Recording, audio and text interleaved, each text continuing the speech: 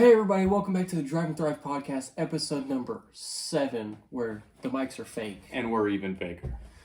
Today, I got my co-host back after a couple episodes. I think 1, 2, maybe, I don't know. 2 maybe. How you been? Been doing all right. That's good. School? It's been school, just a couple assignments here and there. Getting back into school is a lot weirder second semester, How was your New Year's? I didn't really spend my New Year's doing much. I watched the ball drop in New York, and I went to bed at 11. Ah, one of the early birds. Yes, sir. That's How did your oh my goodness, I cannot English today. How did your New Year's go? a little hectic, a little complicated, but we got it figured out. Ended up, kissing my girlfriend on New Year's. Always wanted to do that. Got my first New Year's kiss. So, all in all, pretty good New Year's. It only took you 18 years. It only took me 18 years. Oh well. How's Auto Body? It's going. We didn't really do anything much this past week because it's been really cold in the shop, and we can't really do stuff with paint because the paint booth cools down so fast. Yeah. I have to keep the bake cycle on, and we can't be in there while it's baking because it's 200 degrees. So, on the topic of Auto Body, what's the status of your car? I got to order the door. I found one. I just got to get it ordered, and it's got to get shipped from South Carolina. Oh, South Carolina. But it's the cheapest door I found that has guts in it. So like the windows, the regulators, the wiring, all of that. A shell of a door is like $800. I didn't want that. I found this door in South Carolina on eBay. Has the guts, the windows, the shell, everything. And it's supposedly the right color. Because my car is supposed to be like a greenish gray color. It's like gray with a hint of green in it in the right light. You can go check that out on episode 4.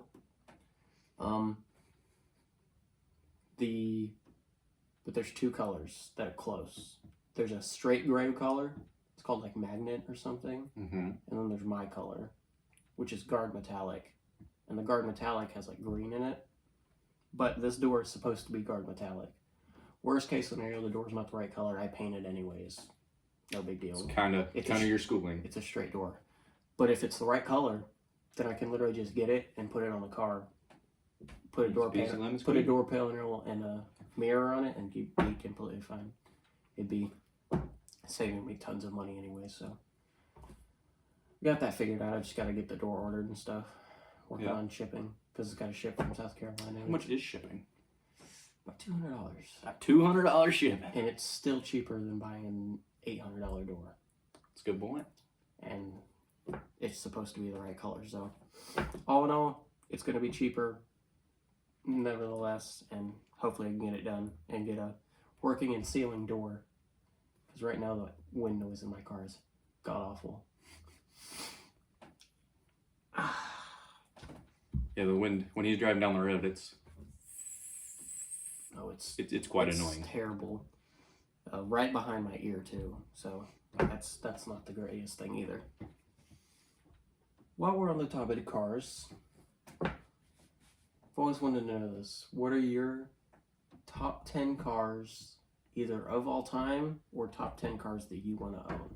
Ooh, that's a good one. Probably I would go with one of my first cars I'd want to own. It's kind of random. Be a 76 Nova.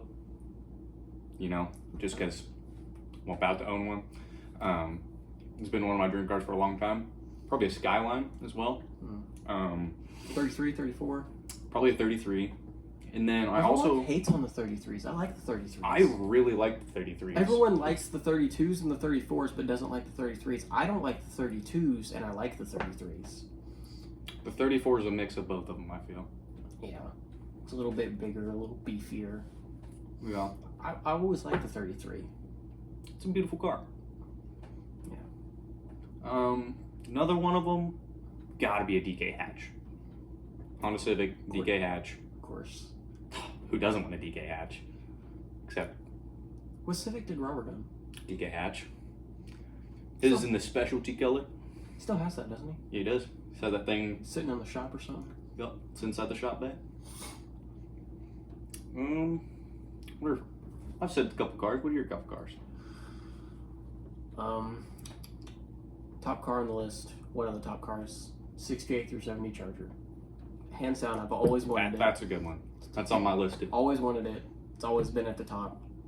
One of the cars that's at the top, and it's getting more and more unfeasible by the year. Indeed, it really is. Another car that's always been up there is late 60s fastback Mustang.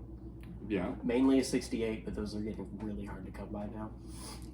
Whether it's an Eleanor car or a Bullet car or something like that, it doesn't really matter. Mach 1, Boss 302, just a late 60s fastback in general would just be really cool to have. And then I'll throw an import in there. I can't decide if I want a Supra or Skyline more. But since you said Skyline, I'll go Supra. Now, Supras are achievable. You could own a Supra. For like 40, 50 grand, yes. It's a little bit more feasible than some cars. So I'll say Supra, but it's got to be twin turbo car, manual. It's got to be the full-on Supra. Yeah, it's got to be a Supra. It can't be a non-turbo automatic car, because I don't know how to do that stuff. I do auto body. There's a reason I don't do mechanics. I don't do the turbo stuff. I send that to the shop. I can do my own body work though, so if I want to wide body a car, I can do that myself. That's a good way to go. I can make cars look good. I can't make them drive good. What's your opinion on the Pontiac GTO 2000s? The one with the LS? The one with the big old bull nose, ram airhead or whatever. They're not bad. Like, the 05 GTO is like, it's a muscle car. It's got an LS. It's a manual trans, rear-wheel drive. Like, you can't complain. I mean, could they have done it a little better? Yes. Probably. But, I mean, you can't complain. Because at that time, the only That's other... a pretty powerful car back then. The only other muscle car at that time was the Mustang. Because the Camaro was out until, like, 09 or 08. Mm-hmm. And then the Charger and the Challenger were both out, like they hadn't been produced. So literally the only muscle car at that time was the Charger, or the Mustang. So like, it had like almost no competition, plus it had an LS, and it was a manual, and it was rear-wheel drive. Got a lot of things going for it. Two-door sports car, like, its literal only other competitor was the Corvette, which is a Corvette. It's more of a sports car than a muscle car. Indeed. And then the Mustang, which was a 3-valve, whatever, car. And that was the year they switched from the New Edge to the S197. It's a model you had? I had a 2014 V6 S197, black, silver stripes. Just a picture of it. Maybe. I might not edit it in.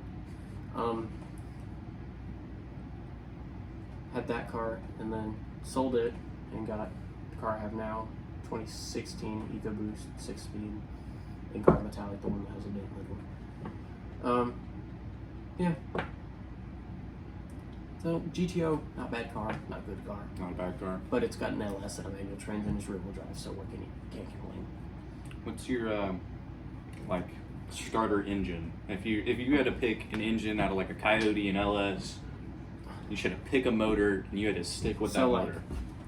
Engines we talking about. So like any engine in the world. Any engine. Like RB26, SR, 2J. We got Hemis, Coyotes, LSs. Let's go V8. V8s. Okay, so LS, Coyote, and Hemis.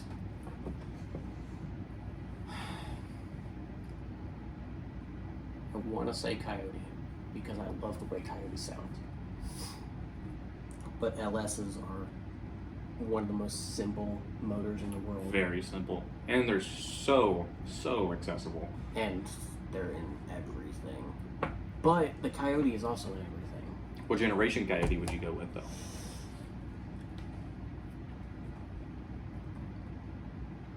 Whatever one is in the 14. So Gen 2 Coyote, I think? Might be Gen 3. Whatever motor's in the 2014 GT500, that supercharged Coyote, I want that one. That motor was a beast. Now, obviously, people have Obviously, Coyotes have just gotten better, but that motor was such a beast in the GT500. Agreed. I think that's probably the Coyote I'd go with. Either that or the new dual throttle body Coyote that they just came out with in the new S650 cars. Okay. Dual intake. You imagine a dual intake twin turbo Coyote. You're pretty sweet. What's your opinion on the new Mustangs? I like them. A little big, a little hefty, but they look good. I like the interiors. The electronic e-brake Von Gittin helped produce, that's pretty dope. The new drift brake, it being electronic and stuff and still being able to act like a hydro e-brake is pretty cool. It's a Coyote car. Coyotes are probably one of the best sounding V8s in the world. So, I like it. What's your opinion on no more of the Chargers, Camaros, none of that ever getting produced again? Paves the way for the Mustang. So, I thought about this. Dodge was doing everything that they could, throwing V8s and everything. They kept producing different versions of the Challenger, and Ford was like, let's make the Mach-E, and then everyone was like, the Camaro's going out of stock. Well, now, Dodge is gone, the Camaro's gone, the Corvette's mid-engine, it's basically a supercar now.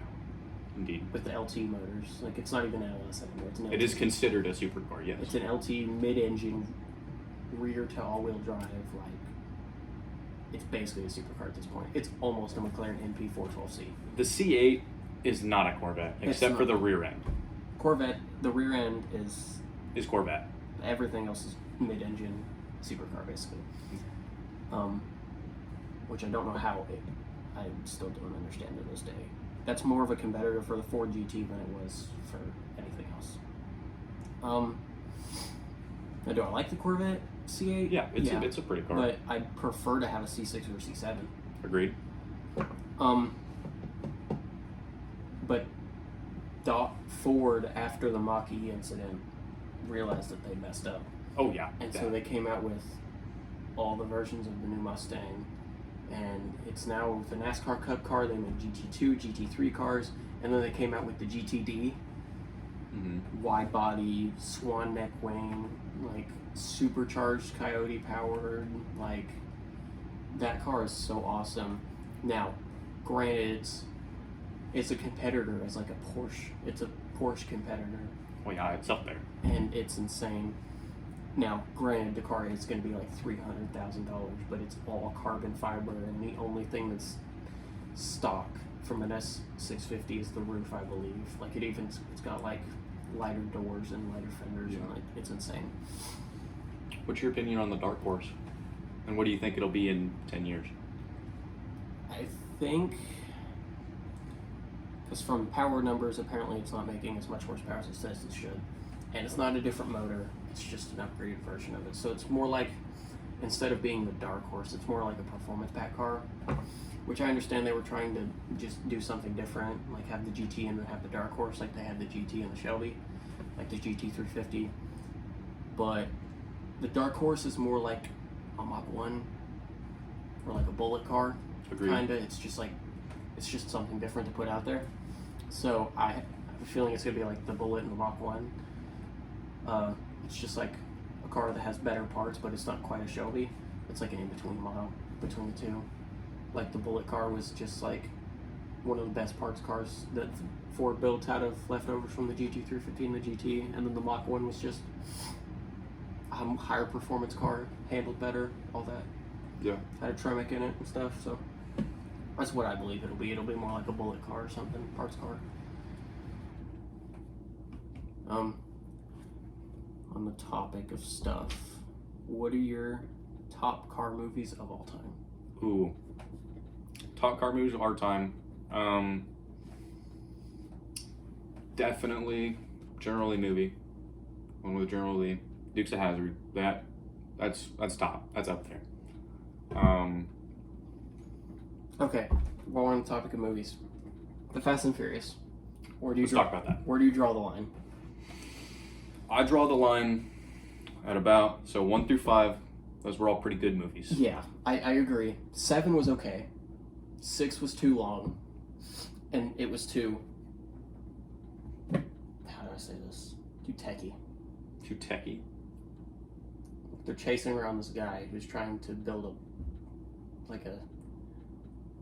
shockwave device or something, or like a bomb or whatever. Like he's chasing down like FBI, like military grade stuff. Like yeah, flying plane. It definitely wasn't on the. It's the first one with a plane. It had a tank on the highway. Now, granted, the cars in that movie are dope. Those were pretty cool cars. The red Daytona and the white Mustang and all those cars. Those are all dope cars. I can't complain about that. Oh, also, fun fact about that movie: that was supposed to be 2 different movies. Supposed to be 2 different movies. Because if you think about it, there's 2 big scenes in that movie. Yeah.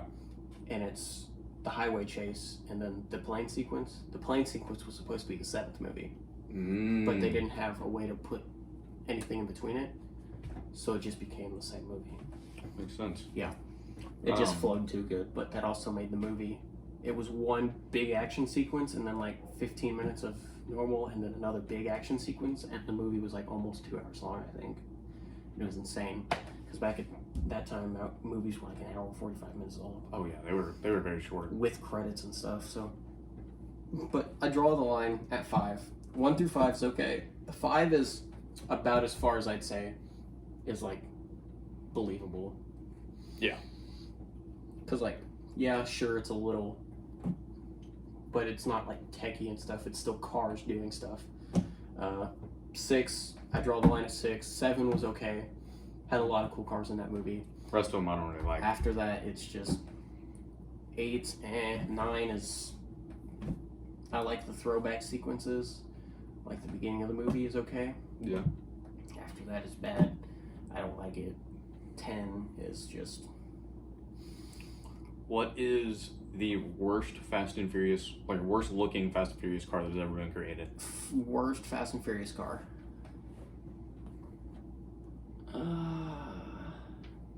Bottom and top. Do you have one in mind? So, the one I'm thinking of is the blue RX-7 or RX-8 with like the lines. That car was just ugly. Neela's car from Tokyo Drift. That RX-8. That thing was ugly. Fun fact, I almost bought an RX-8 and almost built that car. Oh.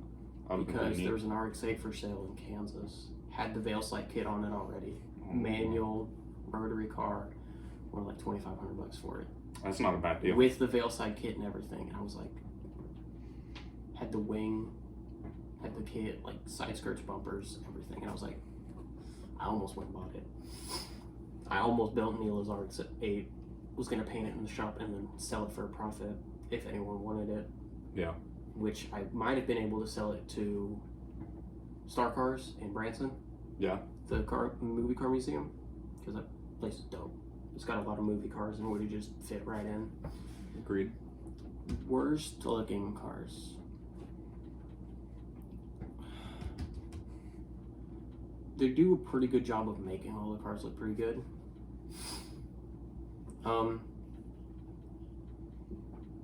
I can't really think of any cars that I think look terrible off the top of my head. The background MR2s in some of the movies, like 1 and 2, I never liked the 2001 or 2002 MR2s. Neither did I. They were bad. The spiders especially. Too round. They were like bubbles. They were like Hot Wheels go-karts. I hated them.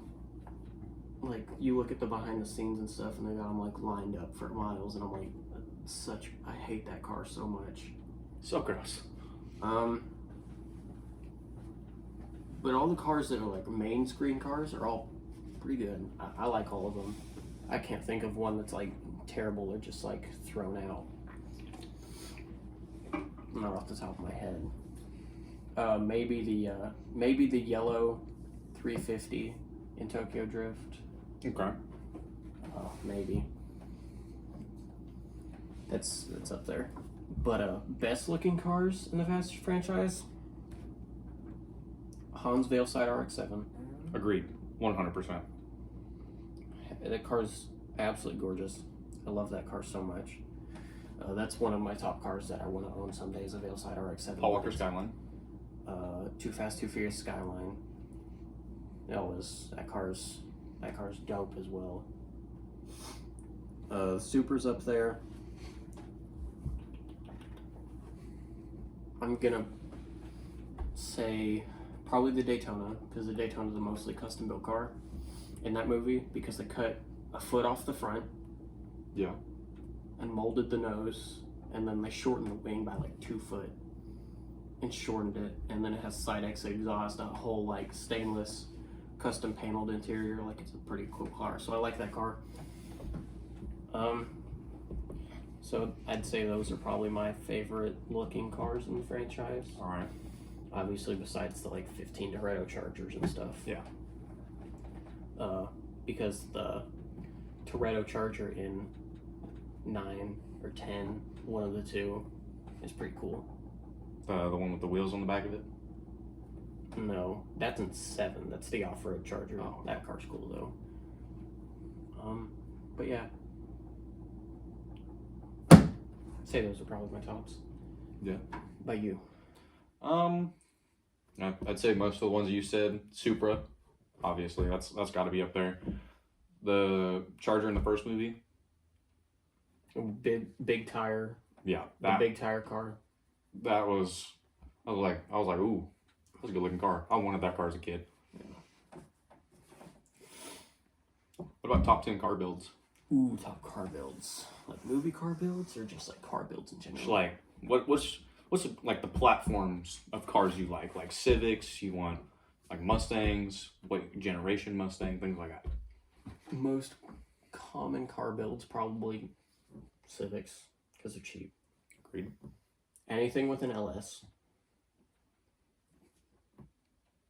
Mustangs are used as builders' cars a lot. Corvettes are getting too expensive to do stuff with, so I won't put that up there. So Civics, anything with an LS, Mustangs. What generation Mustang? Fox bodies, new edge cars, so anything after 2001, so 2001 to 4. And then sometimes they'll do the S197 from 05 to 9, I think, before the facelift.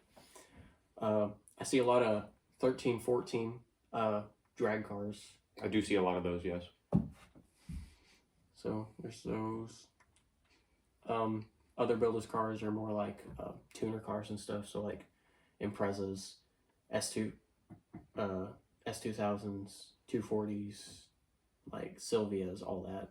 You know, like, and then in real common drift cars, is 350Z. Yeah. So those are probably top build cars, like platforms and stuff. What's your opinion on twin turboing a V6? Or just building a V6 in general? Building a V6. If that's the highest the motor goes in the car, then okay. Like, you can't do anything about it, right? Like, Mitsubishi put a V6 in something. I'm just saying this. Mitsubishi put a V6 in something, and that's the highest the motor goes, the biggest motor you can get in that car, then okay. But if you're building like a V6 Mustang, and you can go higher, like you could put a Coyote in it, you could buy a Coyote Mustang, then obviously do that. Agreed.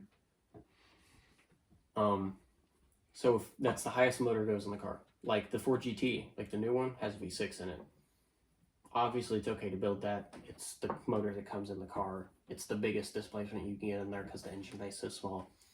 So the answer to that is, if that's the biggest motor that comes factory in the car, then okay. Like if that's the highest performance model motor that goes in that car, then okay. But if it has a higher performance model, try to get that. All right. Is where I'm gonna go. Is where I'm gonna go with that. I agree on most of those points, except I have seen some pretty nasty twin turbo V6 Mustangs. Yeah, obviously. It's crazy.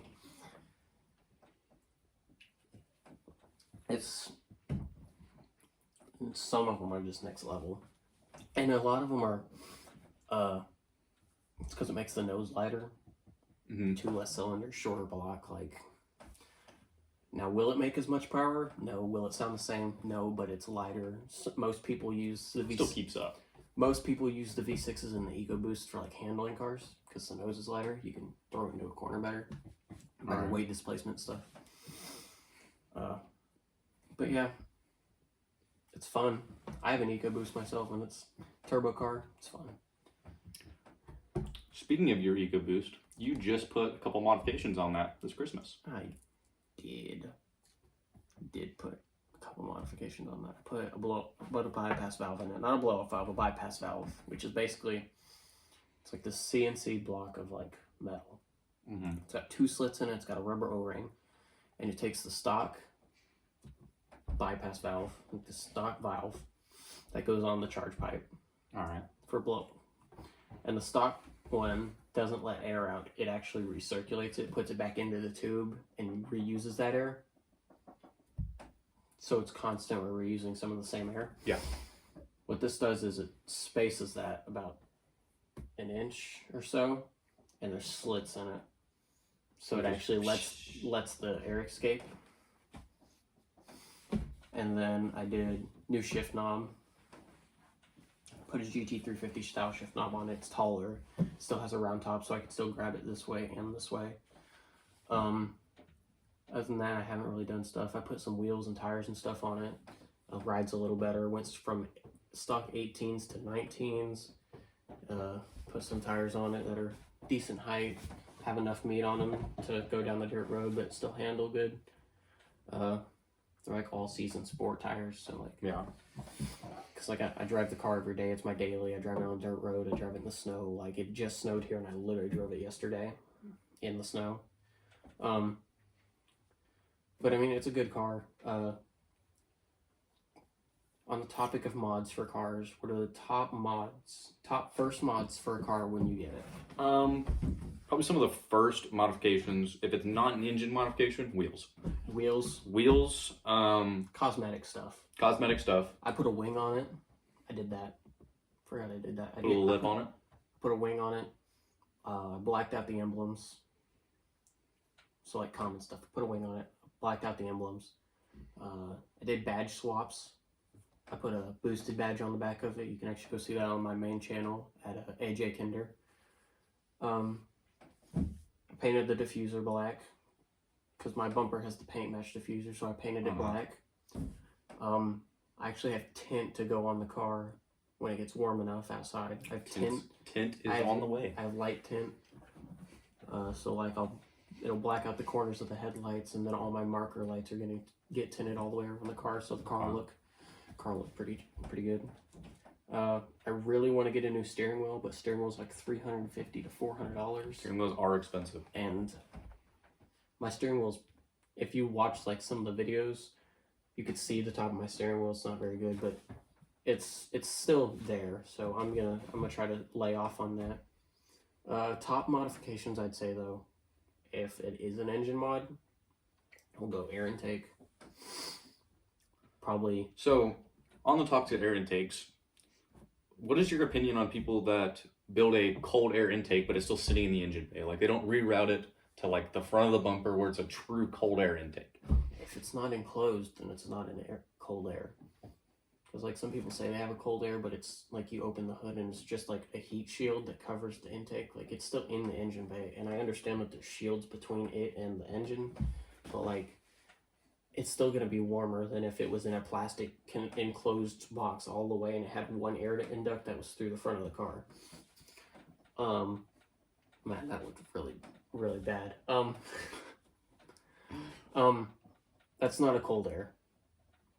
Like, I don't care if you throw a shiny tube with a K&N on the end of it in your engine bay and call it a cold air. It's not. It's just an intake. Agreed.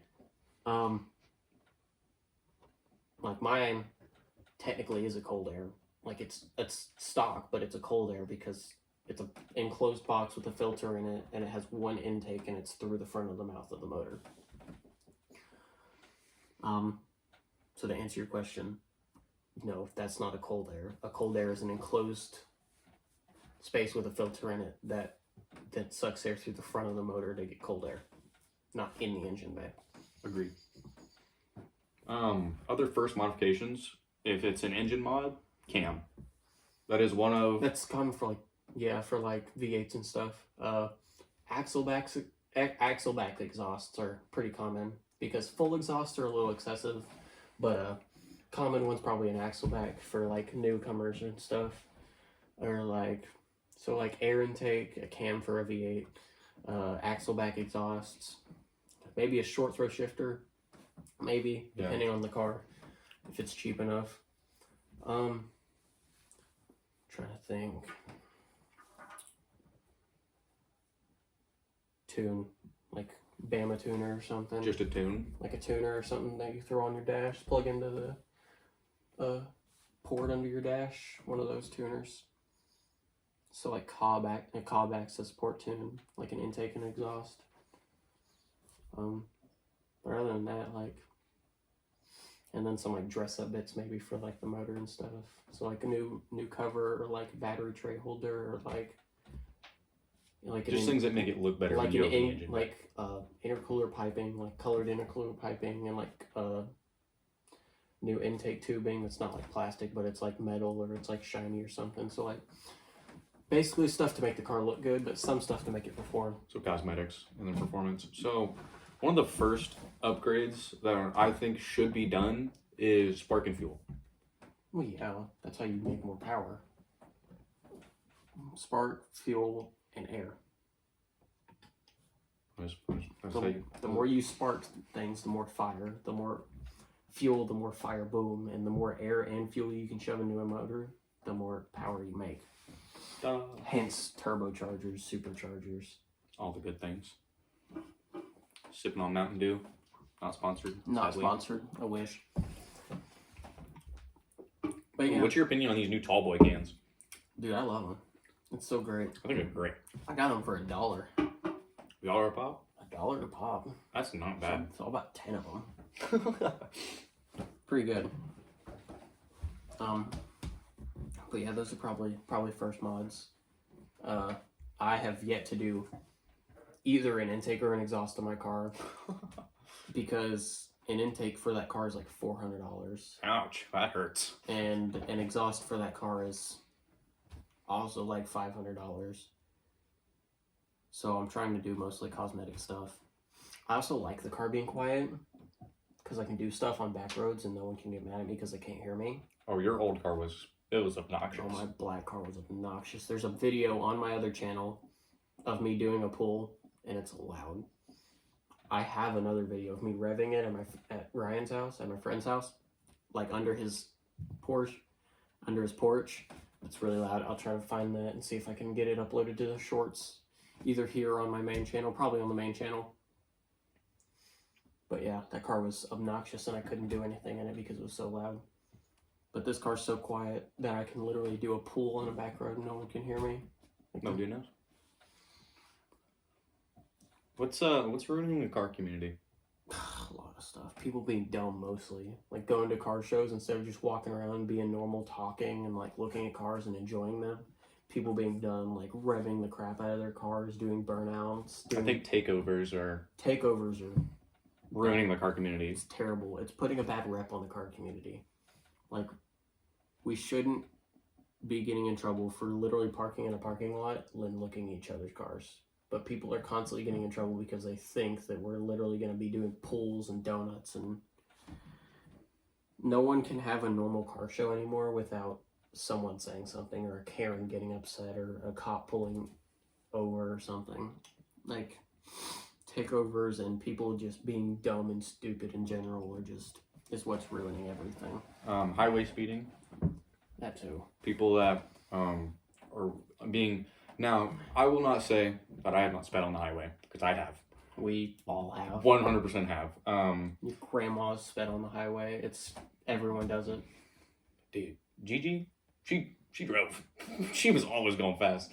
But people that weave in and out of traffic and endanger other people, those are the dumb ones. That ruins the car. If the highway's clear and you do like a pull or something and you slow back down, that's not going to harm anybody. That's not going to hurt anybody, especially if there's no one around. Like, if it's an open, straight road and you can see that there's no one there and you're not going to harm anyone, and you do a quick pull and you slow back down, like, it's not going to hurt anybody. But, like, if you're weaving in and out of close traffic, like, on an enclosed highway, you're just being dumb. You're being dumb, you're endangering people's life, you're endangering your own life, putting your car at risk. Like, you're just... It's so dumb. Well, on the topic of things ruining the car community, what is helping the car community? Mostly car YouTubers. It's like good people. So like the Stradman, he's a really good one. He's super nice, and like he's always done stuff. He always does like charity events for kids at Christmas, like car like stuff. It's Just a Six is also helping like a lot. Like he's so nice and so like genuine. He does giveaways for cars and stuff, and gives away cars like every 6 months. He's actually doing one right now for a C7 Z06 or a C6 Z06 or something like that. It's a Grand Sport. Ooh. It's a dope car. I'm actually entered in to get that car, so I hope I get it, but I probably won't. But like good people in the car community, like the people who literally just have meets to just like look at cars, like,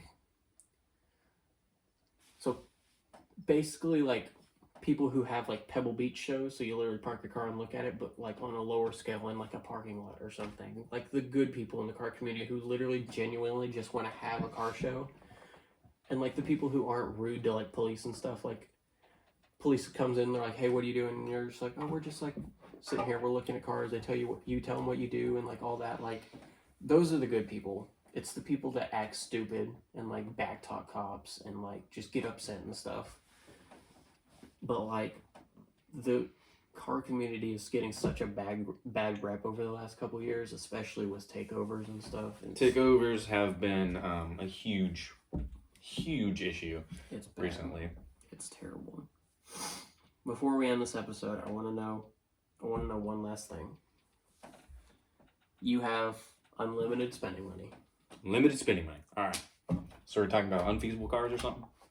What is your unfeasible dream car? If you could have one car for the rest of your life, you don't have to worry about maintenance, gas, the price of the car when you buy it.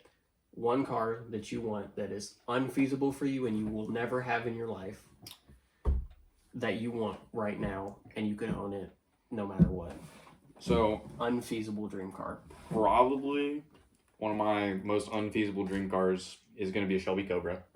An original 66 Shelby Cobra. An original Carroll Shelby Cobra. Carroll Shelby Cobra, black with red stripes, and top performance model. Cobra Jet. It's what, like $1 million car right now? Probably. I'm gonna go a different route. As much as I love muscle cars, you can build, like, I understand it's not original, but you can build a Cobra car. With a 420 Cobra Jet motor in it and like a 6-speed. And like, I'm gonna go a different route because when I first saw this car,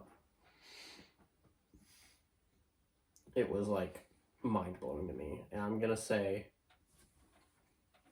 a Koenigsegg Agera R. Ooh. Red, black accents. That car to me was like insane. The car I'm talking about specifically is when you watch the movie Need for Speed. Okay. With Aaron Paul in it. That Mustang, one. I love that Mustang so much. That's one of the cars I want to own in my life. But two, the red Koenigsegg that they race in the movie. I fell in love with that car. Like, that car is one of my favorite cars of all time. And it's unfeasible for me because those cars are 2.3 to like $3 million. Very, very expensive cars. The Stradman actually just bought a Koenigsegg Agera, and it's insane. I love the way they look. It's pink, isn't it? Mm-hmm. It's a big pink car. It's an insane car, and I love it so much. And that's probably my unfeasible car over a P1, over a Bugatti, over anything. Like, you know, probably a Koenigsegg. I've never really liked the Bugattis. They're odd. They're just jelly beans. It's cut in half with wheels on the bottom.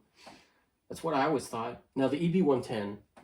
Okay, that one was pretty. That's just a different type of car. But like, I never liked the Bugattis, and the way they sound is weird because it's not high pitch. It's weird burble, like a weird deep burble, and it's mostly turbo noise because there's 4 turbos, which is just not. It's insane. It's insane. Like cool, but like why? Like you had to have 4 turbos to go 200 mile an hour. Like your car goes 200 in 6th gear. The Dodge Daytona did 200 mile an hour in 1969 in fourth gear. But yeah, but Koenigsegg probably. Koenigsegg. I think that'll wrap up our filming. We believe we're running out of time here. We're running out of time here, so thank you guys so much for watching this video. Like, subscribe, comment, share, do everything. Everything. Put us out there, please. We want to try to grow this in 2024. Thank you for coming back on the podcast. He's probably going to be on most of these podcasts because he's available the most often. So probably new co-host for this. Thank you so much for watching, and we'll see you on the next one. Deuces. Peace.